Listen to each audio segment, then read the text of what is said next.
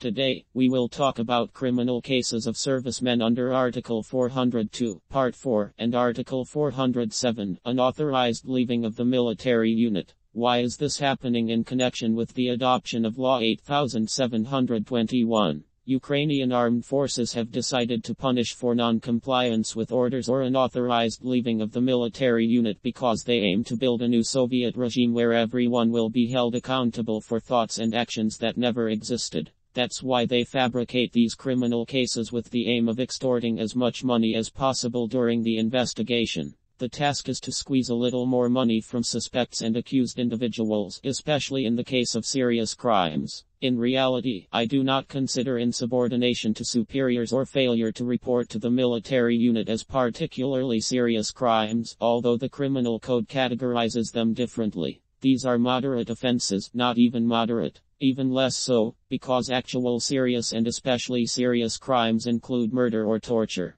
Not reporting to the military unit or disobedience, supposedly to maliciously disobey the demands of superiors. Why do they do this? To set you up. If you had a dispute with your superior, but keep in mind that the armed forces of Ukraine do not exist legally. At first, they were created with their signatures. So, what criminal liability can there be under these articles? But for judges, this is not an argument. They are still not acting courts, so you understand. In the fictional Republic of Ukraine, Ukrainians are being judged, even though, according to the law of the country on the succession of Ukraine, the 4th article, all courts are unconstitutional and not such. Because the law on the succession of Ukraine from the USSR is not valid without the stamp and signature of the President of Ukraine, Leonid Kravchuk. So, such a law is not valid. What is the existence of these pre-trial detention centers based on? Their goal is to imprison everyone who ended up in the armed forces of Ukraine through deception or voluntary consent, or those who were kidnapped. Although, for your information, military personnel, you are not even listed in the military units.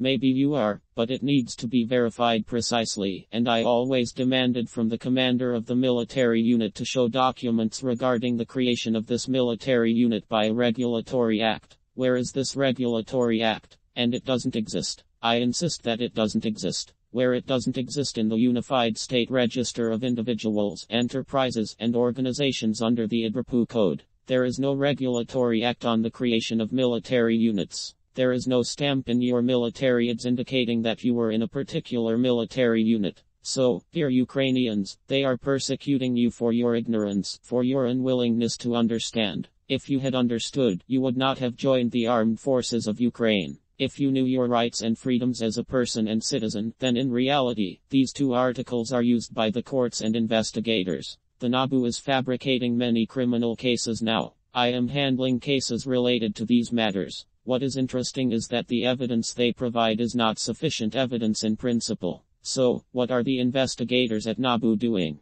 They are stretching out the process unnecessarily, and nothing more than that. They are creating artificially criminal cases through the persecution of servicemen. More than 80,000 criminal proceedings are currently underway in the Specialized Anti-Corruption Prosecutor's Office. Imagine how many defenders of Ukraine will be in prison. Supposedly, but there are not so many prisons. There are not so many places in prisons. Moreover, prisons are actively being reduced and sold now. That's why I believe that all these criminal cases will be closed. Some will be closed, many will be closed, or will remain suspended. Most will be given probation, or 1 year, or 8 years, depending on the court's decision. It all depends on the evidence. You see, today the courts are protecting your rights and freedoms. What they are doing is a court proceeding, equivalent to what happened with Stas. Who knows who that was? A writer who was later killed by the Soviet system, in the dungeons. So, I am defending servicemen because they need to be protected from the arbitrariness of judges. What they are doing is bad for them. It will end badly for judges, prosecutors, and investigators dealing with criminal cases against these same judges, prosecutors, and investigators. That's what I wanted to say.